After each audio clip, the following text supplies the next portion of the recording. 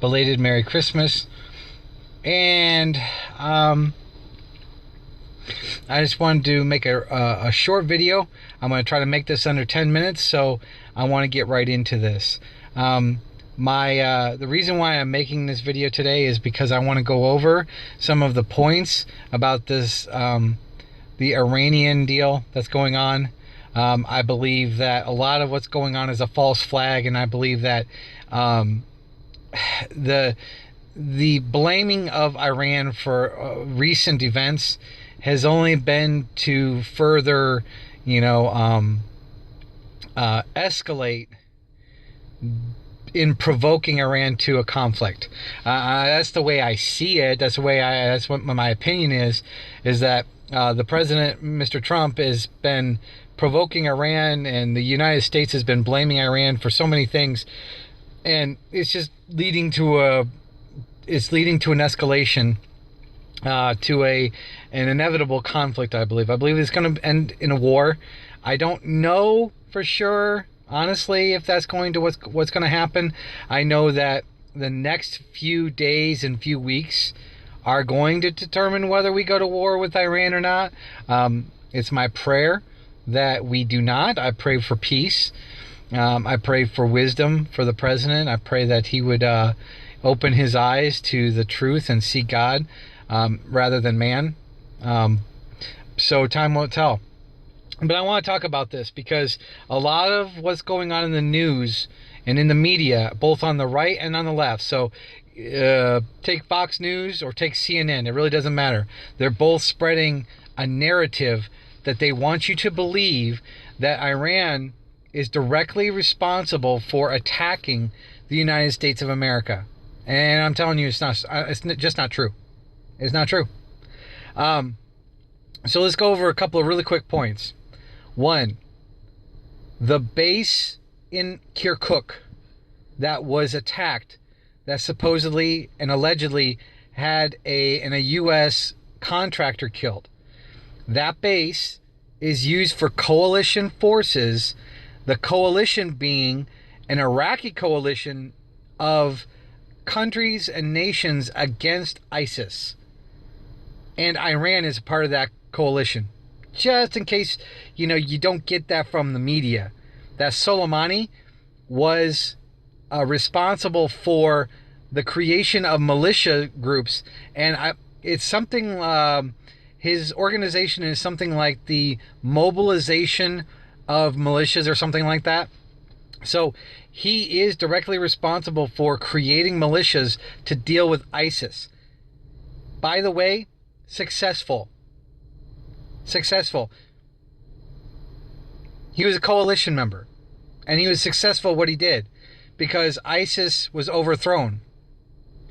I maintain it was mainly because of the Kurds, but there was absolute Iraqi militias were created, and they were very effective in fighting against ISIS. Okay, so this base is attacked, supposedly. Now, here's the thing. That base had been attacked recently and regularly by ISIS. The militia that the United States is alleging, is accusing, denies it. They deny even attacking that that forward operating base, that base. They deny it. While ISIS groups have been attacking that base. Okay, so that's the first issue that I have. One, do we even know for sure that it was this Iraqi militia that is backed by Soleimani from Iran? Do we even know that for sure? The U.S. is saying it is, but the militia itself is denying responsibility. And another thing, why don't you tell me something about this contractor? No information has been released about this contractor. Who he is, what his name is, what is he doing there, and what contractor does he work for? None of that information has been made available, and I defy you, anyone, to go out there and to find that information. Maybe this is a job for Reddit, for Paul on Reddit, maybe 8chan or 4chan or whatever the chan is now, that's handling this stuff now. There you go. That's your task. Find out who the contractor is. Because right now, no information whatsoever. It's just the United States says this happened on this Iraqi base. It wasn't a U.S. base.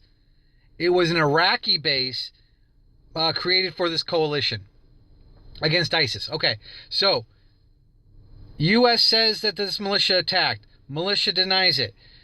USA says that the contractor was killed. A U.S. contractor was killed. But we can't either confirm the contractor even exists. Okay? Other than the U.S. says so. That's it. No name, no contractor, no reason for even being there. Okay, so they say he's killed. The USA decides with Trump, and he says, okay, well, since you killed a contractor, we're going to attack the militia. The United States military attacks this militia and kills some of its people. Okay? So now, the people in this militia are having a funeral in Baghdad, which is ironic because this all happened in Kirkuk, well, at least the original thing. So now there's a funeral in Baghdad that is alongside this protest outside the embassy. Now, the militia they stir up the crowd and they attack the embassy. All right, that happened. That absolutely happened. But it wasn't Iran that was attacking the U.S. embassy. It was the Iraqi militia. Okay? Be honest. Let's be honest here. It was an Iraqi militia backed by Iran, Soleimani, and it was the Iraqi people who were protesting. Yes, they attacked the embassy. As far as I know, the embassy did not suffer any losses other than to property, but, there's no human loss. But because the USA has been rattling and been accusing Iran of all this stuff, now they accuse Iran of attacking the embassy. Iran, not Iraqi militia. And the attack, then the retribution that would come from the embassy attack wasn't against the militia. Man. Okay, so then the president decides to assassinate General Soleimani in response to, apparently, and this is why you can't trust the media, because they run with one narrative and then they try to push another narrative when that one won't stick. First it was because Iran attacked the embassy. Well, then when people started asking questions, then it became, well, it's preventative. This is a preventative measure because Soleimani is a bad guy. Yeah, which he is. Okay? He is. No doubt about it. But he was also used in this coalition to defeat ISIS. That's a fact. And as of his death, he was a general in the coalition alongside Iraq against ISIS. The United States just assassinated a coalition member, an ally.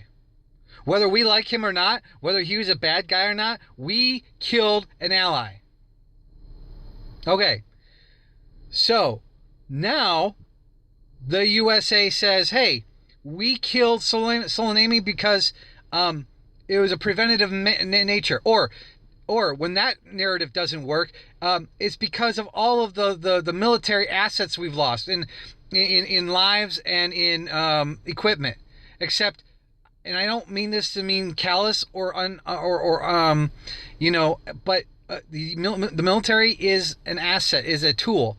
It is a hammer that we swing at a nail. I'm sorry, but I'm not going to put more emphasis on the military than that. Yes, we've suffered loss. Yes, and it's tragic. Yes. But there are means to an end, right? They go where we tell them to go and fight. And now we're at 10 minutes. I'm going to go one more minute. Here is the issue. Everything that you're being told in the media, you have to question. You must question. Because no one is coming forward in the media or with the president or his administration and is explaining exactly what this issue is. Why did you just assassinate this guy? Let's have the real reason. Let's have the truth. Because when you start adding up all these little points and all these facts, they don't add up. Except that the President Trump, has been provoking Iran for over a year now. The United States has had a posture of accusing Iran of doing all these things in the world. The oil tanker, the Japanese oil tanker, proven not to be true. Iran denies it. The oil fields that were bombed supposedly by Iran. Well, that was not provable. They didn't offer any proof or evidence of that. The drone being shot down. Well, Iran claims that the drone was in their airspace. The United States has not offered GPS or video to deny that. And now the United States with Donald Trump has been accusing Iran directly of attacking our U.S. embassy. Folks, on its face, it's a lie. At the minimum, it's misdirection.